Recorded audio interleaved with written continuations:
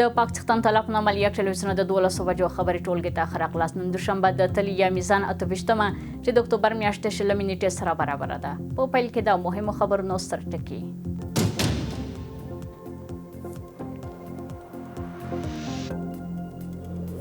افغانستان د پاکستان پر ضد جګړه نه ده پیل کړې. د ملي دفاع وزیر وايي افغانستان هیڅ کله د پاکستان پر ضد جګړه نه ده پیل کړې بلکې د پاکستان و چې د افغانستان خاوره نقص کړه.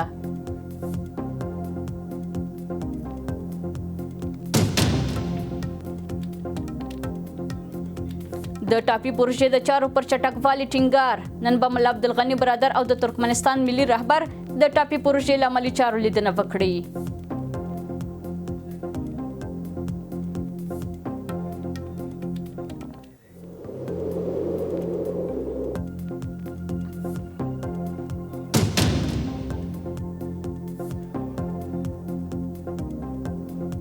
او د سعودي او فرانسې مشرانو د غزې پر وروستي وضعیت خبرې وکړې.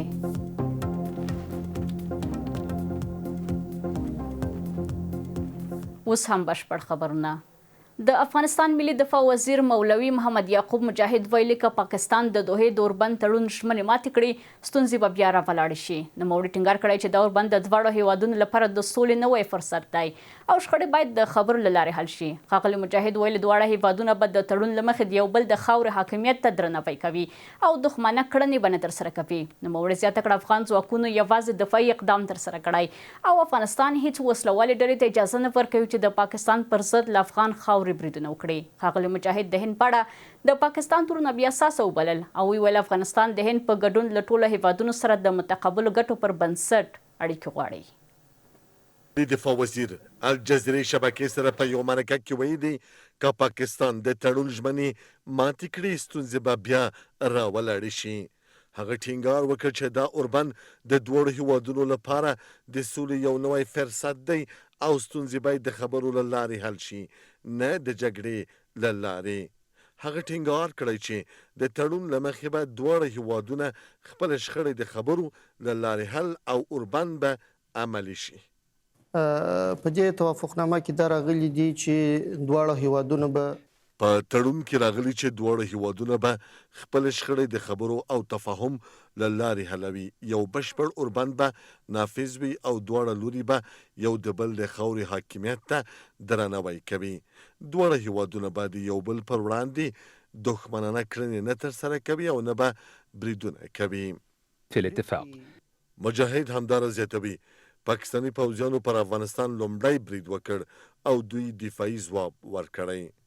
بالکل حسنا مونږ یوازې پاکستان نه یادو که هر بل هیواد هم پر افغانستان برید وکړي مونږ د دفاع حق لرو او له خپل هیواد څخه به په زړورتیا دفاع وکړو. مونږ پخواني تاریخي تجربې لرو او چمتو یو. نحن أثبتنا ذلك. د هیواد د دفاع وزیر محمد یعقوب مجاهد ټینګار کړی چې دوی هیڅ وسلوالې ډلې ته اجازه نه ورکوي چې د افغانستان له خاورې پر پاکستان بریدونه وکړي. نوموړي ویلي چې پاکستان او یو شمېر نور هیوادونه د خپلو مخالفینو پر وړاندې د ترهګر نوم د سیاسي ګټې لپاره کاروي. ترهګر او تروریست داسې یو کلمه ده چې په پاکستان د نورو هیوادونو په څیر خپل مخالفین ترهګر بولي. د ترهګرۍ واضح او نړیوال تعریف نشته. هر څوک کولی شي خپل مخالفین ترهګر وبولي. د دفاع وزیر زیاته کړې چې افغانستان نه غواړي د هیڅ هیواد پر ضد د وسلوالو ډلو ملاتړ وکړي او د هند په اړه د پاکستان تورونه یې بې اساسه وبلل. د یو تور او د یو بې اساسه ادعا تر حده پورې ویلی سو. مونږ له هند سره د یو خپلواک هیواد په توګه د ملي ګټو پر بنسټ اړیکې ساتو او له پاکستان سره د متقابلو ګټو پر اساس اړیکې غواړو. نحن نحافظ على علاقاتنا مع الهند لأننا دولة مستقلة.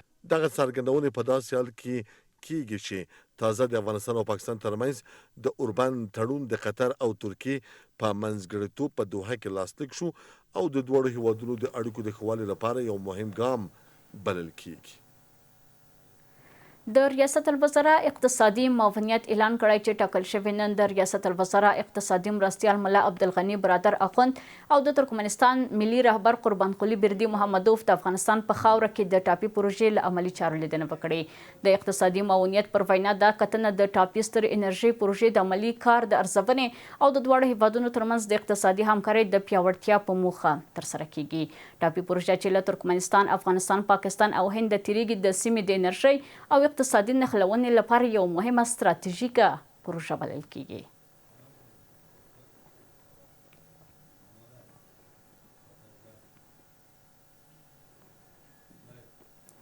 د افغانستان ملي دفاع وزیر مولوي محمد یعقوب مجاهد له دوحې په یو انلاین خبري غونډه کې ټینګار کړی چې هیڅ چاته به اجازه ورنه کړي د افغانستان فضایي یا ځمکنی حریم نقص او د هیواد امنیت ګډوډ کړي. مولوي یعقوب مجاهد زیاته کړې په تازه شوې هوکړه کې د ډیورنډ پر فرضي کرښه هیڅ بحث نه دی شوی ځکه دا موضوع د دواړو ولسونو پورې تړلې مسله ده. نوموړي د ترکیې راتلونکي ناستې ته په اشارې سره وویل په استانبول کې به د اوسني هوکړه لیک د پلي کېدو پر میکانیزمونو او عملي ګامونو تفصیلي خبرې وشي. د افغانستان ملي دفاع وزیر ملا محمد یعقوب مجاهد په قطر کې د پاکستان د دفاع له وزیر سره د اوربند تړون لاسلیک کړ. هغه چې تر قومندې لاندې ځواکونو د پاکستان د هوایي بریدونو په غبرګون کې د کابل او پکتیکا په پیښو کې د پاکستان سرحدي ځواکونو ته درنه ضربه ورکړه. اوس هوکړه کړې چې دواړه لوري به بیا د یو بل حاکمیت نه نقضوي او نه به د یو بل د مخالفینو ملاتړ کوي. ښاغلي مجاهد ویلي وو پاکستان د افغانستان هوایي حریم نقض کړی و او ځواب یې غاښ ماتونکی و. هغه زیاته کړه هیڅ چاته به اجازه ورنه کړي چې د افغانستان حریم نقض کړي یا د هیواد امنیت ګډوډ کړي. په وروستیو کې د پاکستاني جهات لخوا د افغانستان حریم نقض او د افغانستان پر حریم باندې تجاوز وشو چې د هغه تجاوز په جواب کې موږ دې ته غاښ ماتونکی عکس العمل وشو. نو هغه پر دې اساس باندې چې موږ هیڅکله هیڅ جهات او هیڅ هیواد او هیڅ چاته اجازه نه ورکوو چې زموږ خاوره یا زموږ هیواد تهدید کړي، زموږ حریم نقض کړي او یا زموږ امنیت اخلال کړي. مولوي محمد یعقوب مجاهد زیاته کړه په تازه شوې هوکړه کې د ډیورنډ پر فرضي کرښه هیڅ بحث نه دی شوی ځکه دا موضوع د دواړو ولسونو پورې تړلې مسأله ده. هغه د ترکیې راتلونکي ناستې ته په اشاره وویل په استانبول کې به د اوسني هوکړه لیک د پلي کېدو پر میکانیزمونو او عملي ګامونو تفصیلي خبرې وشي. ډیورنډ په اړه موږ نه غواړو چې بحثونه ولرو. دا د ملتونو موضوع ده او نه اوس د دې وخت کې چې موږ په دې اړه بحث وکړو او نه دا زموږ مسؤلیت دی. موږ غواړو چې دا موضوع وروستیو وختونو ته یا راتلونکو وختونو ته پرېږدو. دا په داسې حال کې چې د افغانستان بهرنیو چارو وزارت دویم سیاسي رئیس ذاکر جلالي له پاکستان سره د اوربند د هوکړې په اړه ویلي افغانستان له پیل څخه په دې باور و چې خپله خبره به د نورو هیوادونو یا ډلو پر ضد نه کاروي. جلالي په خپل ایکس حساب کې زیاته کړې لومړی نقص د پاکستان له لوري وشو کله چې افغان حریم ته راننوتل. هغه ولې د ملي دفاع وزیر په مشرۍ د پلاوي استول ښیي چې اسلامي امارت د خپلې خاورې د دفاع ترڅنګ د مسئلې د ډیپلوماټیک حل لپاره هم جدي اقدامات کړي او په دې برخه کې ډیپلوماټیک برای ترلاسه کړی دی. افغانستان د برتانویانو، روسانو او امریکایانو پر هدري بدل شوی. د خدای لپاره د پاکستانونو پر هدري مه بدلوئ.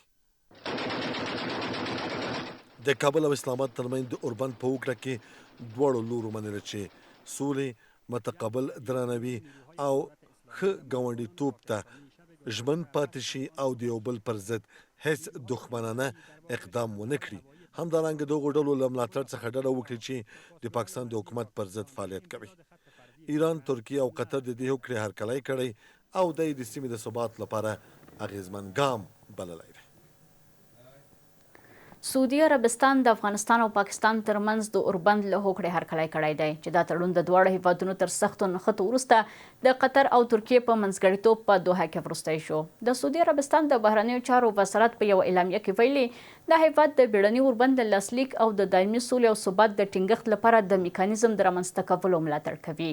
ریاض د قطر او ترکیې د هڅو ستاینه کړې چې د دواړو هیوادونو ترمنځ یې د خبرو فضا برابره کړې او ټینګار کړی چې سعودي عربستان د سیمې او نړیوالې ټولنې له ټولو هغو هڅو ملاتړ کوي چې موخه یې د سولې او ثبات پراختیا ده. د سعودي د بهرنیو چارو وزارت زیاته کړې دا هیواد هیله لري چې د دوحې هوکړه به د افغانستان او پاکستان ترمنځ د دایمي تاوتریخوالي د کمیدو لاره هواره کړي.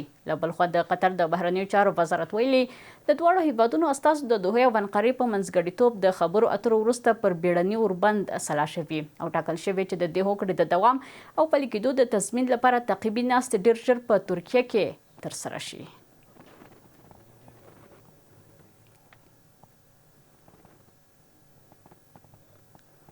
افغان او پاکستان چارواکو هوکړه کړې چې ډېر ژر به د سپین بولدک او تورخم سرحدي لارې د ټولو ترافیکو پر مخ پرانیزي. د راپورونو له مخې دواړه خواوې په ګډه کار کوي ترڅو خلاصې لارې خوندي او منظمې وساتي. دا په داسې حال کې ده چې د سپین بولدک سرحدي لاره د جمعې په ورځ یوازې د افغان کډوالو د راستنېدو لپاره پرانیستل شوه. د هیواد د جنوب ختیځو پولو له تړل کېدو له یوې اونۍ زیات وخت تېر شوی دی. وروسته یو سرحدي نښتو د تورخم، خرلاچي، غلام خان او چمن مهمې سوداګریزې لارې تړلې دي چې له دې لارو سوداګریز فعالیتونه یې درولي دي. د سرحدونو تړل د خوراکي توکو او نورو وارداتي توکو د بیو د لوړېدو سربیره د سوداګرۍ او ټرانزیټ په درولو سره د ناروغانو او مسافرو ژوند ته جدي ننګونې هم رامنځته کړي دي. د سپین بولدک او چمن د سوداګرۍ خونو چارواکو په یوه ګډه غونډه کې هوکړه وکړه چې د دواړو سیمو ترمنځ پوله باید د ټولو ترافیکو لپاره پرانیستل شي. د سپین بولدک د سوداګرۍ او پانګونې خونې مرستیال صدرالله ترجان ټینګار کړی چې دواړه خواوې په ګډه کار کوي ترڅو ډاډ ترلاسه شي چې پرانیستې لارې خوندي او منظمې پاتې شي. د سوداګرۍ او پانګونې خونې د مدیر پلاوي غړي خانجان الکوزي په یو غږیز پیغام کې ویل چې د میوو او سبزیجاتو 1500 لارې خرابې شوې دي. ښاغلي الکوزي ویل چې نږدې 2000 لارې د پاکستان سره په پوله کې بندي دي او د وضعیت د دواړو هیوادونو سوداګرو ته شاوخوا 1500 میلیون افغانۍ زیان اړولی دی. تقریبا در حدود 500 موتر میوه تازه و سبزی ماده و ایستاد شد که اکثرشان خراب شده و پس برگشتن و همچنان غیر مستقیمش این است که نرخ‌ها بلند میرن، کاروبار ختم میشه.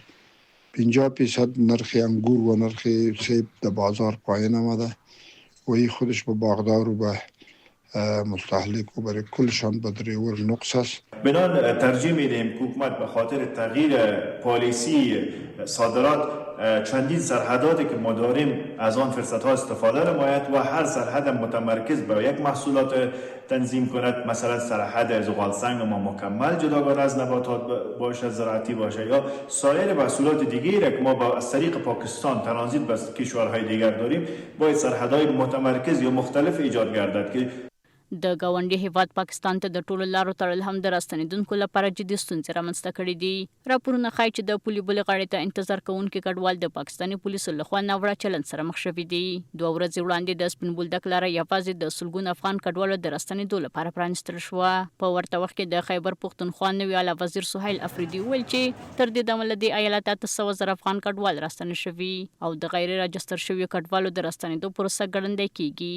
په ورته وخت کې 20 اروپایي هیوادونه هم له اروپایي کمیسیون غوښتل چې غیر قانوني افغانان وباسي.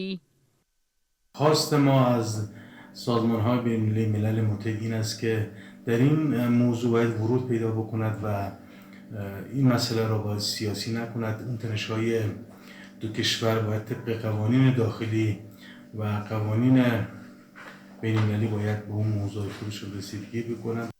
که څه هم د بهرنیو چارو وزیر امیر خان متقي هند ته د خپل وروستي سفر په ترڅ کې ټینګار وکړ چې له نوي ډیل سره د سوداګرۍ د پراختیا لپاره هوایي لارې پیاوړې شي او د پاکستان د ټرانزیټ لارو لپاره بدیلونه وموندل شي، خو دا به هم ګرانه وي او هم به ډېره ستونزمنه وي. د سعودي عربستان ولیعهد محمد بن سلمان او د فرانسې ولسمشر ایمانویل مکرون په ټلیفوني اړیکه کې د غزې د وروستۍ تحولاتو د جګړې د پای ته رسولو او د ثبات د بیا رامنځته کولو په اړه خبرې کړې دي. د رویټرز د راپور له مخې دواړو مشرانو د سولې د لارې تعقیب او د دوو دولتونو د حل لارې د عملي کولو پر اهمیت ټینګار کړی دی. ویل کېږي دا اړیکه د پاریس ریاض ګډ نوښت د دوام په لړ کې شوې څو د خپلواک فلسطیني دولت د جوړولو پر بنسټ سیاسي نقشه پر مخ یوړل شي. دا نوښت د ملګرو ملتونو په وروستیو غونډو کې د فرانسې او سعودي عربستان له ګډ کوربتوبه وروسته تعقیب کیږي. فرانسې او سعودي عربستان په ګډه هڅه کوي چې د دوو دولتونو د حل لپاره نړیوال ملاتړ راټول او د سیاسي پروسې د دوام لپاره عملي ګامونه پورته کړي. له تاسو خپل ټولو همکارانو نه په مننې سره زموږ د 12 بجو خبري ټولګه پر همدې ځای پای ته رسیږي. تر بیا د خدای په امان.